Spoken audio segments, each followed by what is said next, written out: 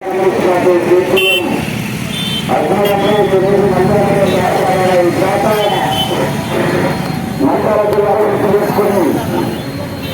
కడప జిల్లాలోని జనవరి తెలుగుదేశం పార్టీ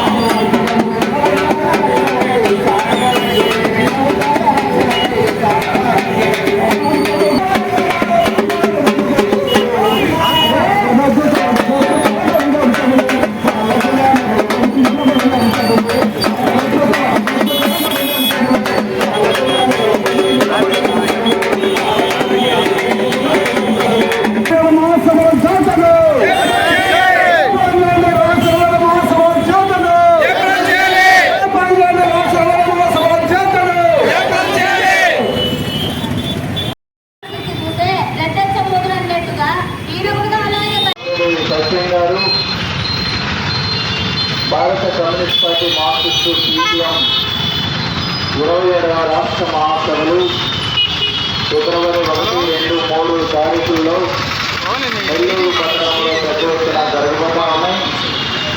చివరిగా 3వ తారీఖు ఆత్మకూరు బస్టాండ్ నుంచి ఈఆర్ కాలేజీ వైపు వల్లి ప్రాంతం నుంచి పెద్ద ఎత్తున సభ జరగబోతా ఉన్నది. ఈ మహాసభలు జయప్రదం చేయాలని చెప్పి సిపిఎం కడప జిల్లా కమిటీ ఆధ్వర్యంలోనూ అట్లాగే నంద్యాల జిల్లా కమిటీ ఆధ్వర్యంలోనూ జూట్ జాతాలు జరుగుతూ ఉన్నాయి. ఈరోజు కడప జిల్లా జూట్ జాత జమ్మామడుగు ప్రారంభించి మొత్తనూరు, తొండూరు, పులివెందుల, వేముల, వేంపల్లి, వీఎంపల్లి, ఎర్రగుంట్ల, కమలాపురం, కడప మీదుగా చేరుకోవడం జరిగింది. అలాగే నంద్యాల జూట్ జాతకు సంబంధించి నంద్యాల ప్రారంభించి ఆలగడ్డ, చాగంమరి, గురువు మీదుగా ఉత్తూరు పట్టణానికి చేరుకోవడం జరిగింది. ఈ జాతర ముఖ్య ఉద్దేశం ఇక్కడ ఉన్నటువంటి ప్రభుత్వాలన్నీ కూడా అటు సెంట్రల్ కానీ ఇటు స్టేట్ కానీ రెండూ కలిపి ఈరోజు ప్రజలపైన భారాలు వేస్తూ ఉన్నారు. విద్యార్థులైన భారాలు వేస్తూ ఉన్నారు. కార్మిక వర్గం పైన భారాలు వేస్తూ ఉన్నారు. అట్లా ఇలాంటివన్నీ ఒక భారం నుంచి ఏవైతే ప్రభుత్వ అధికారులను రాష్ట్రంలో అనేక మాటలు చెప్పారో ఆ మాటలు నెరవేర్చే పరిస్థితి ఈరోజు ప్రభుత్వ రోజుకు ఒక మాట చెప్తా ఉన్నది. ఎందుకంటే అలాంటి పుస్తకం అంటే ఏడు దాటడానికి ఏడున్నరన్నా ఏడు దాటిన తర్వాత గూడు వల్ల టైంలో ఈ ప్రభుత్వం వ్యవహార శైలి ఉంది అని చెప్పడానికి భారత కమ్యూనిస్ట్ పార్టీ మార్క్సిస్ట్ సిపిఎం 20 జిల్లాలుగా జరుగుతున్నటువంటి భూజాతర ముఖ్య కారణంగా మేము చెప్పగలుగుతున్నాం. కాబట్టి ప్రజలను చైతన్యం చేయడానికి, ప్రజలకు చెప్పడానికి ఇవన్నీ కూడా ప్రభుత్వం ప్రయత్నం జరుగుతూ ఉంది.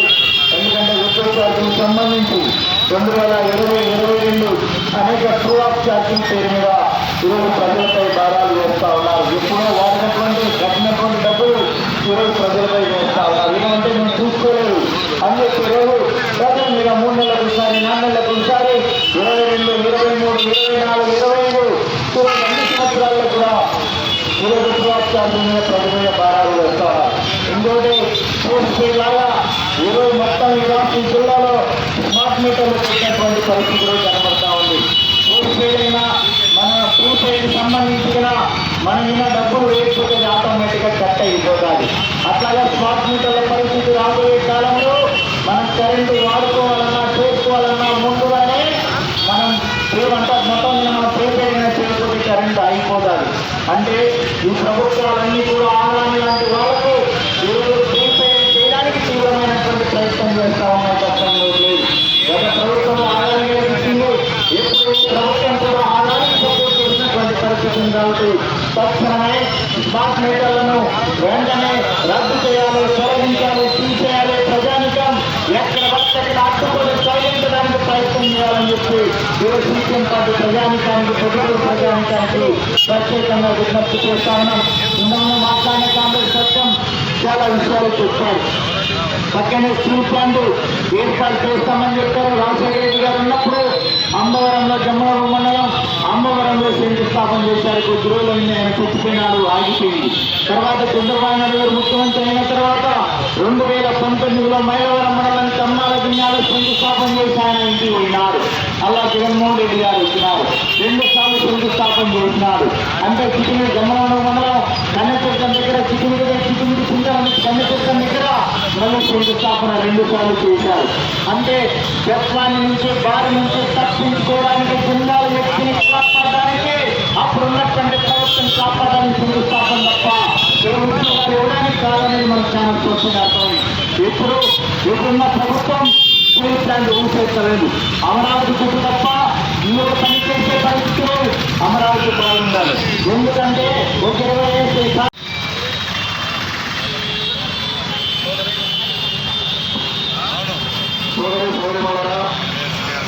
ఈరోజు సిపిఎం రాష్ట్ర మహాసభలో నెల్లూరులో జరుగుతున్న సందర్భంగా ప్రజా సమస్యలు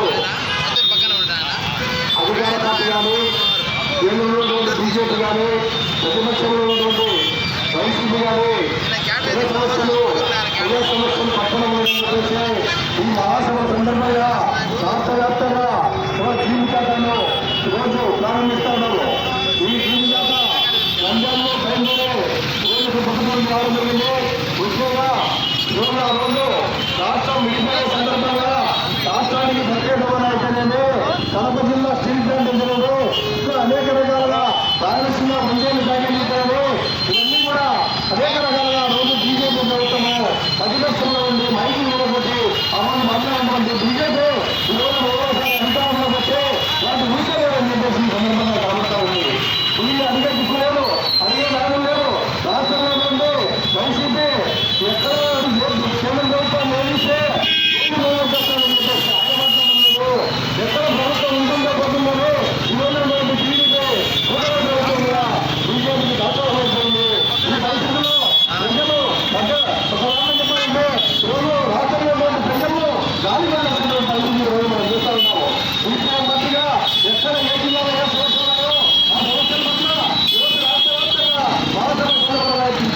దీక్షకు ఎంతో మంది కూడా అభినందనలు చెప్తాము. దీంట్లో భాగంగా ప్రజలందరూ కూడా విజ్ఞప్తి చేస్తాము. ఈరోజు ప్రజా సమస్యలు పరిష్కారం కావాలన్నా కావాలన్నా ప్రజలు ధనాలను వచ్చి చూసుకోవాల్సిన మేము మాత్రంగా మాట్లాడచ్చు, మాత్రంగా జీవితాలు పెట్టచ్చు.